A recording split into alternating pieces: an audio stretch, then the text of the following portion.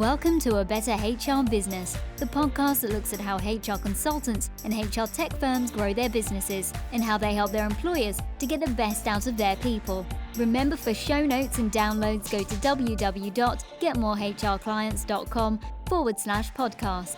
That's getmorehrclients.com/podcast. Okay, let's get started. Hello, welcome back. Thanks for joining me again. And I'm really looking forward to today's conversation with Neil Kelly. Neil is the founder of a very cool talent acquisition platform called Talent Sandbox. And Talent Sandbox, they're on a mission to revolutionize the talent acquisition market by helping TA teams to learn everything they need to know from the best and most experienced minds in the recruitment industry. And they've combined real-world experience with interactive technology, blended learning. And for me, that creates a much better way to learn. So we're going to get into that, how they've done it and why they've done it. But firstly, Neil, thank you very much for joining me today. Thanks, Ben. No, it's great to be here. Thanks for having me. Yeah, and let's cut to the chase. You're a little bit weird like me. You like a sport called cricket, and many people will not understand that.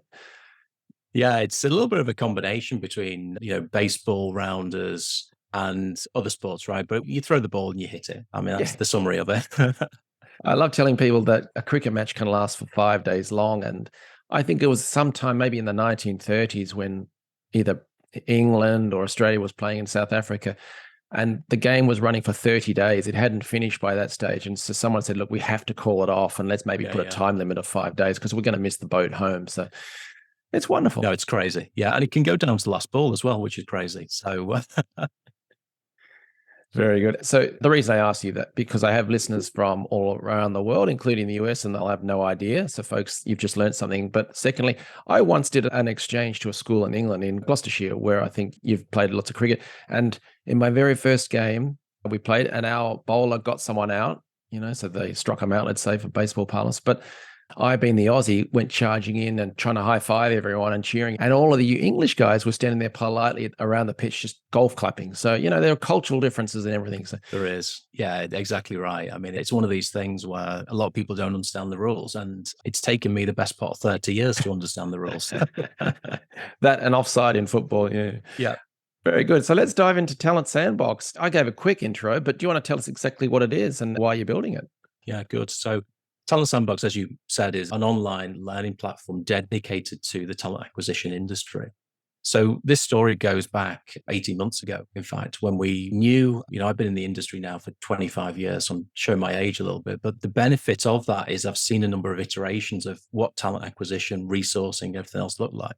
What underpins that and underpins the successful businesses I've worked for, some of those Fortune 250 businesses throughout my career, has been knowledge and development. So, as you think through the success factors in any TA function, it's development of people. It's not only good for people themselves, but it's also good for the business. The metrics and the performance really shows when you develop and train that team really, really well. So that's where the story came from. And since then, we built this platform, which is given the foundations and the standard. We want to drive the new standard for talent acquisition. We know there's a need out there. We know there's a big market, the addressable market, about 600 billion globally.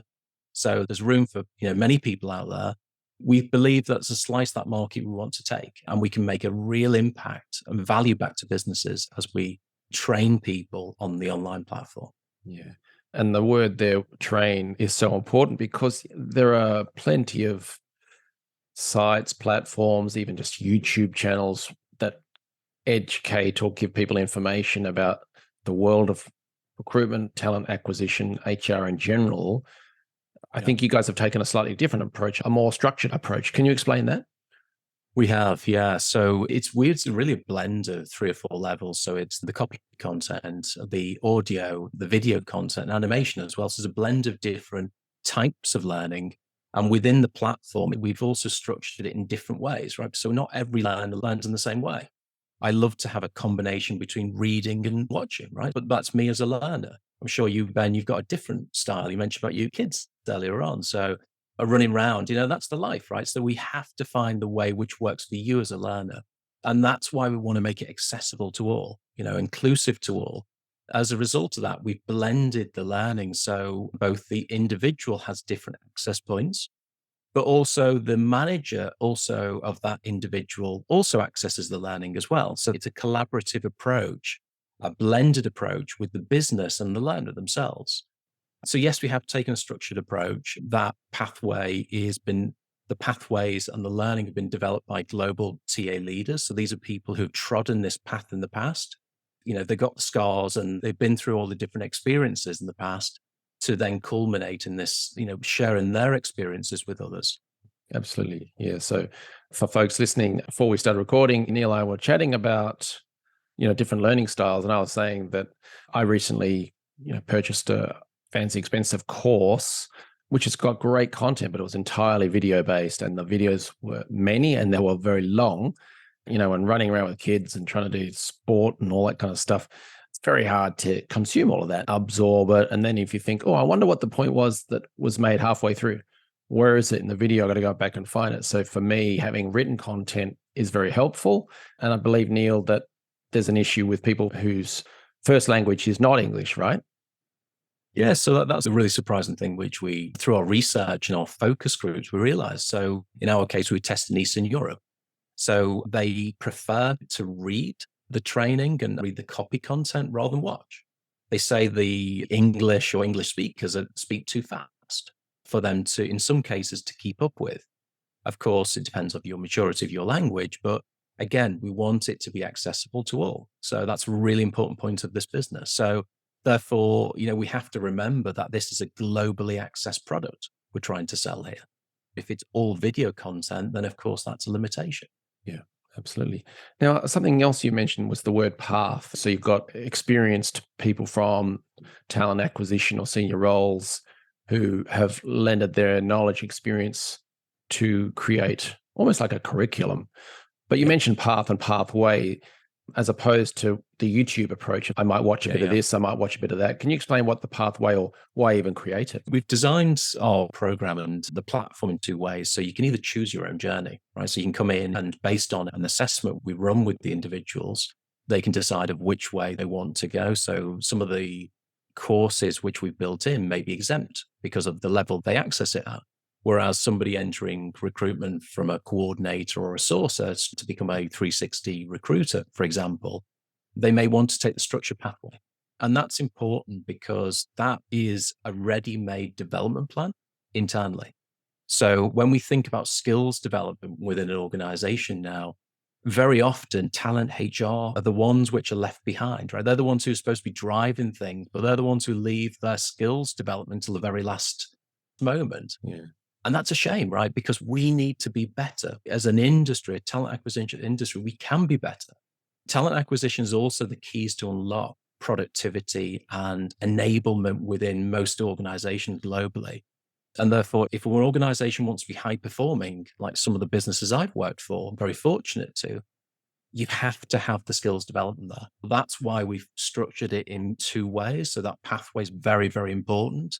You can then also assess your return investment as well at the end of that process. How productive has this person become?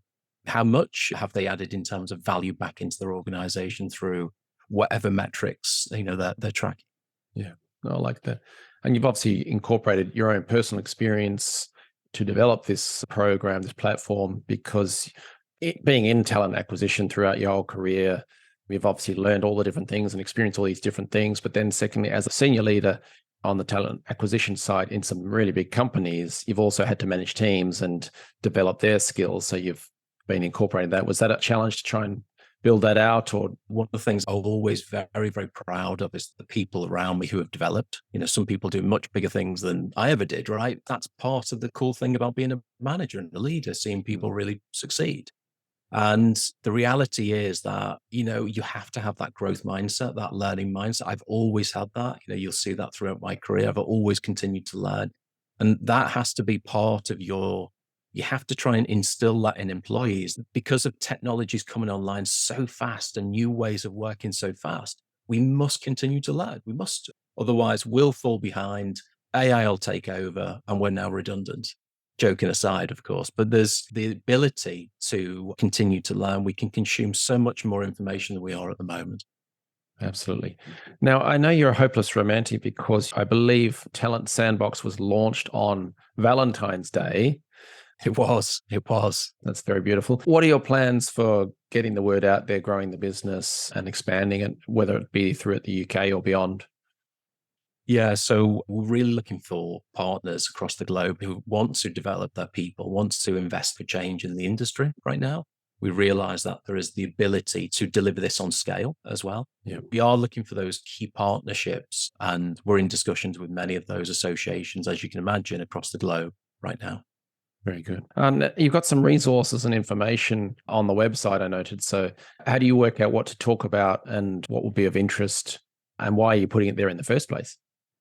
A lot of our content is around one, the challenges the industry faces, and also trying to give some of our knowledge up front, give the industry in a better shape than I found it. Yeah. That's my aim, my goal. And therefore, if we can impact as many people through that journey, then fantastic.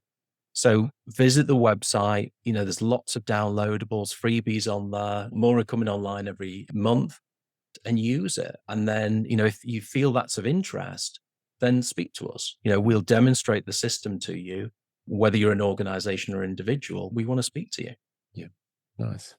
Now, you don't just suddenly wake up and you've got an amazing platform, website, content built and ready to go. You've obviously been through a journey to get to that point. Do you have any advice or thoughts you might share with people who are either looking to create a new product or are in the process of developing a new product or service? What's any learnings you can share?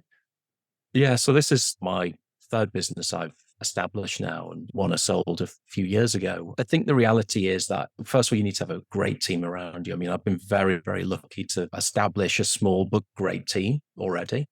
So I think that's one. When I say the team, it's an ecosystem we've got around us, so finding the right partners, finding the right technology developer partner, finding those marketing partners. It's critical you find the right team around you. I think the second is that it's going to be a bumpy journey, right? So it will feel really hard at times. You'll think, okay, why am I doing this? Why should we be doing this? Can we make it successful? Of course you can, right? Of course you can. If you believe in your product and believe in what you're trying to sell and the difference you're making, then others will realize that eventually. It might take a little bit of time, right? Because we're in a big market. HR market is a big market to break into. But believe in the product, make it clear in terms of what you're selling, and just go for it. As I say, there's a big addressable market out there for many people right now. Yeah. There's a word out there, pivot, which means, slightly adjust your direction. Don't just throw everything away, but change your focus. So in the HR market, let's say there are different segments, there's different industries, there's different geographies, etc. You could go all kinds of ways. When do you use the word pivot, or when do you say, no, we stick with our path and we keep going? So have you ever had to, whether it be in this business or in any other business, adjust your path or make that decision to stay on? Yeah. So, I mean, I've always been in that kind of executive search stroke talent acquisition consulting environment before. And effectively, we're selling a product now, software as a solution. And that was a big pivot for me. So I've pivoted several times throughout my career, whether it's moving from consultant into corporate into consulting into software as a solution, right? So I think there's a couple of things that probably I would share as my learning is make life fun, right? Make life fun and do things you want to do rather than you don't want to do. And, I didn't start from a place where I had very wealthy background, right? So it's not a place I've had to work really hard to get to this point, but you have to try and craft the journey you want to go on, and think about it carefully. So pivoting, I think, is the spice of life. In fact, I think people have to, it also breaks you open as an individual. It exposes those weaknesses and it also exposes those strengths as well. So I would absolutely encourage, keep pivoting 2 or 3 times throughout your career if you can. Yeah. Nice. And you mentioned that you went through a sale of a business. Have you any advice for people who are running their own business and then that would be a goal as an exit strategy or just their plan for their business career? What are the best steps to prepare for sale? Again, as much as you need the right team around you, you also need the right advisors around you as well. So I'm very lucky to have a couple of key advisors who are on my shoulder to say, hey, this is some of the direction you can take. And very often it's just talking, right? So sometimes they give you real nuggets, sometimes they don't, but you have to decide of what information you consume and act on and what you don't, right? So I do a lot of listening. So, I'm very keen to speak to anyone who is trying to develop something, because there might be an angle where we can collaborate or an angle where I can try and help them. So it's always a win-win for me. But I think advisors is one, ready the sale early as well. So have that game plan in place. Be really honest with those people around you. So that's the plan. Don't land it on them in a year's time. You say, okay, I'm selling, right? Well, if you don't reach that point, then fine, right? But be honest and open with those people in the business, because then I believe it creates engagement, that honesty and that transparency. There's no point hiding something, because that's the direction you're moving, right? So those 2 or 3 things have probably been very, very key for me personally anyway. Yeah, I like that you're telling people ahead of time what's your ultimate goal is, and that's fine, because you're not shutting their business, you're selling it, which may in fact create new opportunities and growth, etc. But what kind of advisors, and also you said get your sort of readiness plan done early. What did you mean by what types of advisors and what's involved in that readying of the plan? So things like, when I sold my first business, I wasn't necessarily a coach as such, but it was probably, now you would class it as a executive coach. I probably didn't realize it was an executive coach at the time. But, somebody who you can confide in, say, hey, look, I'm really going through a bit of a painful process at the moment with X, Y, and Z. You need to talk, right? You need to talk, because otherwise they eat you up inside, going through quite a stressful journey. And I'm a big believer, open, honest communications with people. So tell people how you feel, let it out. So that's one angle. So the coach will then help you to navigate some of those discussions and strengthen the inner soul, if you like. And I think the other aspect is the financial advisors as well. So those people who can guide you in terms of the transaction once you reach that point, whether that's the banking side, or whether that's the financial components, whether that's the legal component. Lawyers are now very, very critical for, that process. And, if you find a good lawyer, they are very commercial. So they'll guide you through every step of the way. So I think, have those professional services advisors on hand as you move through that journey. Yeah, absolutely. For people listening to this, what are the ideal customers or clients for Talent Sandbox? Who should they be referring to the business? Yeah, so we're currently dealing with probably 2 main levels, which is enterprise level. And enterprise is a funny one, right? Because we used to think about enterprise of 15, 20,000 upwards at one stage.